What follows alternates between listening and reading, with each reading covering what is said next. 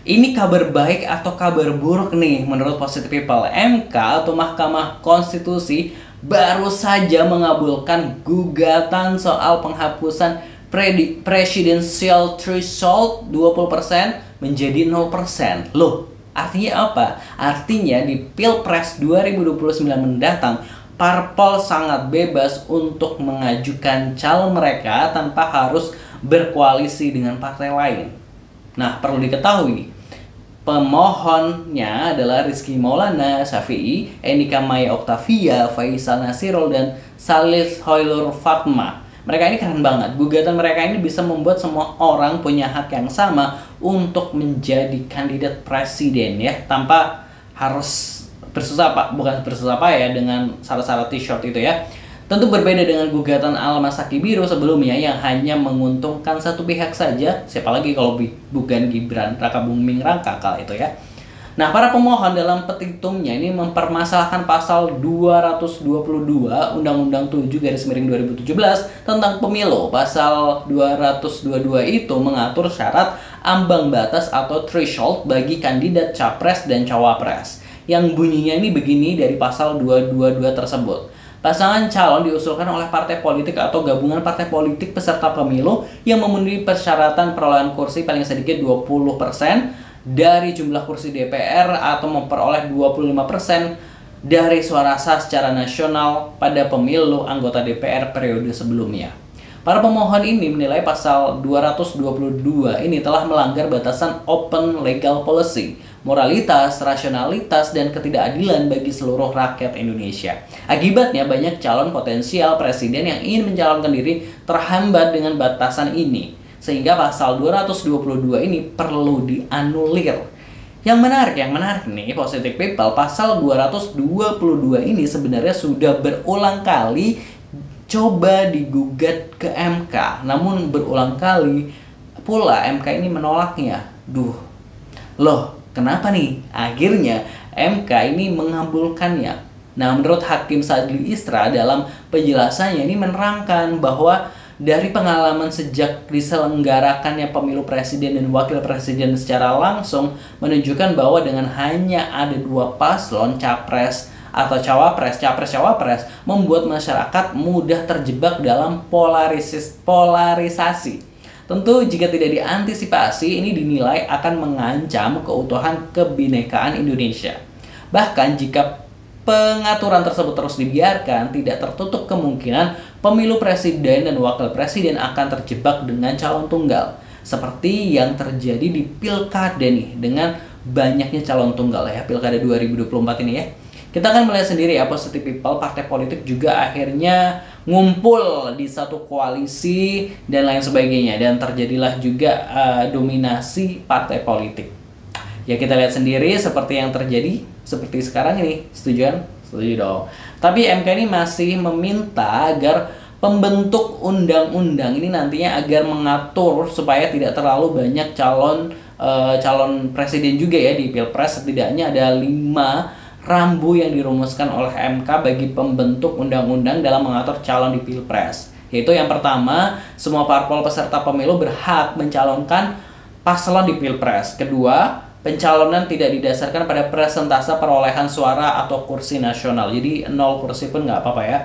Ketiga, tidak menimbulkan dominasi parpol tertentu atau terbatasnya pilihan pemilih. Keempat, bagi partai yang nggak mencalonkan paslon di pemilu, nantinya ini nggak boleh ikut pemilu di tahun berikutnya, di berarti 5 tahun ke depan ya. Kelima, pengaturan lebih lanjut oleh pembentuk undang-undang harus dilakukan dengan partisipasi masyarakat secara bermakna. Jadi kita boleh usul-usul nih gitu kan ya, gimana baiknya.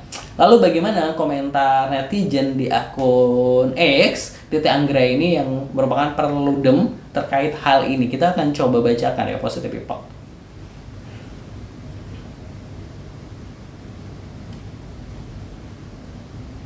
Terima kasih Bu, momentum putusannya Pak, hehe. Terima kasih Mbak Titi dan tim yang gak lelah memperjuangkan keresahan warga termasuk aku soal ambang batas ini. Jasamu abadi, mari rayakan dan kawal bersama. Melihat kerja partai semakin berat, sudah mencari kader untuk disekolahkan biar pantas lalu mempromosikan ke masyarakat, lebih banyak ambil dari influencer atau artis ditambah dengan para partai perseorangan yang menarik masyarakat. Terima kasih atas usaha dan jerih payahnya untuk memperbaiki sistem demokrasi kita, hormat setinggi-tingginya. Yang jelas dan harus disadari 2025 sudah nggak ada lagi kekuatan pengaruh JKW terhadap MK. Para hakim MK sudah berani serta mandiri dalam putusan yang menyangkut Pilpres. Hanya Paman Osman yang masih ketinggalan kereta dengan dissenting opinion. Tapi secara demokrasi RI masih dalam bahaya karena irama demokrasi masih ditentukan presiden. Keputusan ini akan merangsang berdiri partai-partai untuk menjadi kendaraan politik. Akan ada banyak partai berdiri untuk tujuan itu. Apa manfaatnya bagi Indonesia? Ada manfaat jika jumlah partai dibatasi. Selamat atas perjuangannya Bu, gitu ya. Terima kasih Mbak Titi, so cool, thanks. MK pun menekankan jika foto kampanye tidak boleh dipoles AI. Selamat untuk Mbak Titi, Mas Haidar, dan SPD. Idealnya semua parpol yang punya kursi di parlemen berapapun jumlahnya punya hak untuk mencalonkan baca pres dan bagi aturan mendirikan parpol baru harus diperketat persyaratannya agar tidak latah semua mendirikan parpol hanya untuk kepentingan sesaat. Apresiasi tinggi untuk usaha dan selamat. Harapan besar dari pemilih adalah tersedianya calon-calon pemimpin yang memang layak dipilih, bukan calon-calon pemimpin yang sudah disediakan elit dan terpaksa dipilih. Alhamdulillah akhirnya, terima kasih Mbak Titi. Gitu ya. Kesempatan ini ditunggu oleh para partai gitu ya. Gitu. Ya benar sih, sebenarnya kesempatan ini juga bukan ditunggu oleh partai, juga kita masyarakat Indonesia biar ya adil gitu ya, seadil-adil bahwa ya semua orang itu sebenarnya berhak untuk mencalonkan diri ya. Oke lah, sekarang emang harus lewat kendaraan partai politik ya, emang nggak apa-apa, emang harus begitu ya nggak apa-apa. Cuma kan kalau kemarin kita lihat kan kayak terbelah-belah gitu kan ya, maksud kayak wah kalau kamu nggak gabung ke koalisi ini nanti ketum kamu misalnya kayak gitu kan, jadi kan ya agak gimana gitu ya kita melihatnya ya. Kalau gue sendiri sih oke, menyambut ini dengan alhamdulillah, mudah-mudahan baik untuk demokrasi kita ke depannya, sehingga juga ya kalau kita melihat pemilu dari 2014 sama 2019 ya, utamanya 2 kali periode itu ya hanya 2 calon gitu kan ya, kayak ya mau gimana gitu kan ya, iya nggak sih gitu, kayak ya elah itu lagi gitu kan.